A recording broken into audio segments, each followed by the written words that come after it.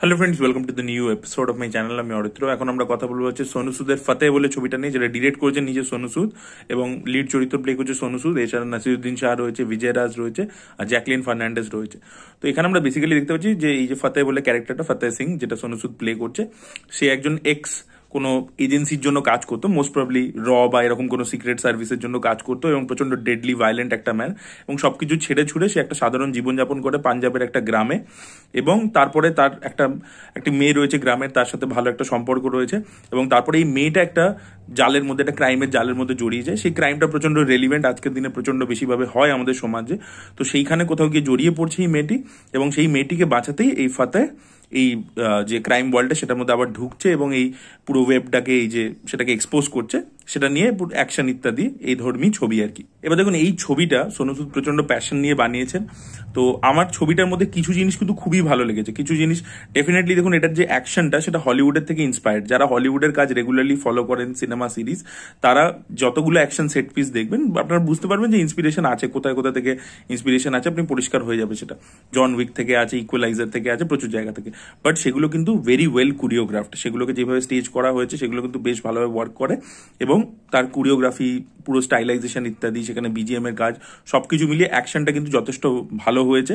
এবং কিছু জায়গায় কিন্তু গোরও রয়েছে। এবং আমি যেটা বলবো না যে মার্কো বা অ্যানিমাল ওই ধরনের বা কিল সেই স্ট্যান্ডার্ডটাকে পৌঁছাতে পেরেছে, সেই স্ট্যান্ডার্ডটাকে ম্যাচ করতে পেরেছে, বাট হিন্দি সিনেমাতে যা দেখায় সচরাচর তার থেকে অনেকটাই বেটার হয়েছে। এবং এটা তো সোনু সুদকে হিরো নিয়ে ছবি হচ্ছে, মানে যে ওরকম লেভেলে ম্যাসিভ বাজেট আছে তা তো নয়। বাট সেই নিরিখে দেখলে অ্যাকশন কিন্তু যথেষ্ট ভালোই হয়েছে, যথেষ্ট মানে ভালো করে ডিজাইন করা হয়েছে। তো ভালো লেগেছে, অ্যাকশনটা যথেষ্ট ভালো ছিল। সেকেন্ড যে জিনিসটা এই ছবির মধ্যে ওয়ার্ক করেছে, এখানে কিছু হিরোকে মোমেন্টস দেওয়া হয়েছে, যেরকম বিজয় রাজের সাথেও একটা দেখবেন ট্রেলারের মধ্যে সিন রাখা ছিল, তো কথা বলছে আর কি যে এক দিন মে আপনার বিজনেস বন্ধ করে দে। ওই যে সিনটা আছে না, ওই সিনটার যে স্টেজিংটা, ওখানে কিন্তু অ্যাকশন নেই, ঠিক আছে, পুরোটাই ডায়লগ বাজি এবং কিছু মোমেন্টস দিয়েছে। সেগুলো আমি আপনাদেরকে বলে স্পয়েল করে দেবো না, কিন্তু সেইগুলো ভালো করে ডিজাইন করা হয়েছে। এবং এই যে ফাতেহ ক্যারেক্টারটা, এর ওসিডি আছে, এ না কোনো জিনিস মানে পরিষ্কার করতে থাকে বারবার, কোনো জিনিস একটু এদিক এদিক এঁকে বেঁকে থাকলে ঠিক করে দেয়। তো এরকম ছোট ছোট ট্রেডস, এগুলো কিন্তু ভালো। এবং যেরকম হিরোকেও ট্রেডস দেওয়া হয়েছে, সেম ভাবে এখানে যে নাসিরুদ্দিন শাহ, বিজয় রাজ, এদেরও কিছু ছোট ছোট ট্রেডস দেওয়া হয়েছে, যেগুলো কিন্তু ইন্টারেস্টিং লাগছিল দেখতে।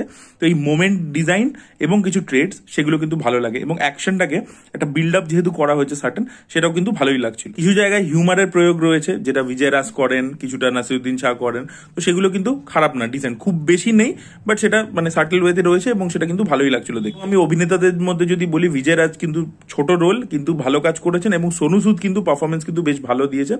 তো সব মিলিয়ে কিন্তু এইগুলো পজিটিভ পয়েন্ট ছিল। ছবিটা one time watch, decent watch আর কি, আপনি ছবিটা হলে গিয়ে দেখতে পারেন, মানে খারাপ লাগবে না আর কি। এবার আমি চলে আসবো নেগেটিভ পয়েন্ট। দেখুন, এই ধরনের ছবিতে না মানে মানে হিরোকে একটা কিছু চ্যালেঞ্জ দিতে হয়। এখানে আপনি ভালো ভালো অ্যাক্টার্সদেরকে কাস্ট করে নিচ্ছেন, যেমন নাসিরুদ্দিন শাহের মতো অ্যাক্টারকে আপনি কাস্ট করেছেন, কিন্তু নাসিরুদ্দিন শাহের ক্যারেক্টারটা লেখা হয়নি ভালো করে, মানে ওয়ান ডাইমেনশনাল ক্যারেক্টার। এবং কোনোভাবেই সে সোনু সুদকে কোনো চ্যালেঞ্জ ছুড়ে দিতে পারছে না। এই হিরো কোনো রকম অবস্টাকেল পাচ্ছেই না, মানে একটা টাইমে তো একটা অবস্টাকেল তাকে দিতে হবে, সেটা কিন্তু হয় না, মানে আনবিটেবল হয়ে গেছে।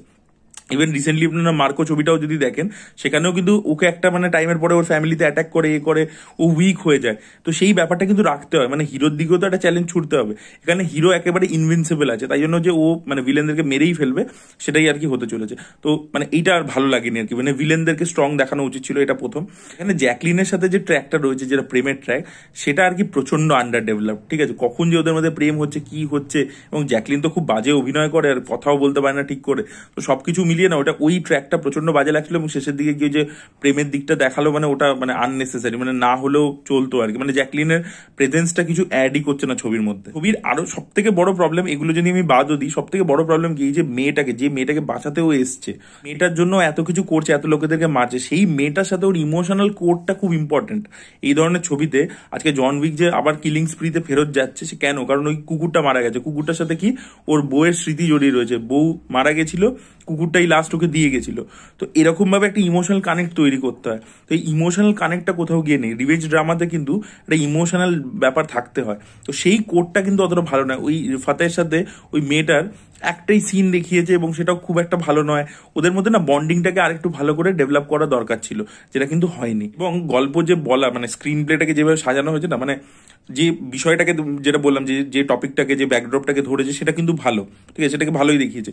কিন্তু সেটাকে যেভাবে আনফোল্ড করছে বা এই ফাতে যেভাবে ট্র্যাক ডাউন করছে ক্রিমিনালসদেরকে, সেই যে প্রসেসটা সেটা অতটা ইন্টারেস্টিং ভাবে লেখা নয়। মানে এই যে গল্পটা যেভাবে আনফোল্ড হচ্ছে না, সেটা আপনার খুব একটা ইন্টারেস্ট হোল্ড করে রাখতে পারে না।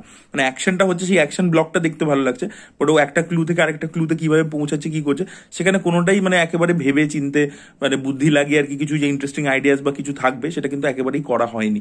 তো সেই জায়গাটাও দেখতে খুব একটা জমে না। এটা আমার অনেস্ট ফিডব্যাক ছিল, আমার যেরকম লেগেছে, যেটা ভালো লেগেছে যেটা খারাপ লেগেছে আপনার সাথে শেয়ার করলাম। এবার আপনাদের যদি মনে হয় ছবিটা আপনারা চাইলে দেখতে পারেন হলে গিয়ে। তবে অ্যাকশন লাভারদের জন্য ভালো আর কি, ডিসেন্ট ওয়াচ, যেটা বললাম যে ডিসেন্ট ছবিটা হয়েছে। So that was it guys, thank you so much watching this video. ভিডিওটা ভালো লেগে থাকলে লাইক করুন, শেয়ার করুন, চ্যানেলকে সাবস্ক্রাইব করতে ভুলবেন না। Bye bye.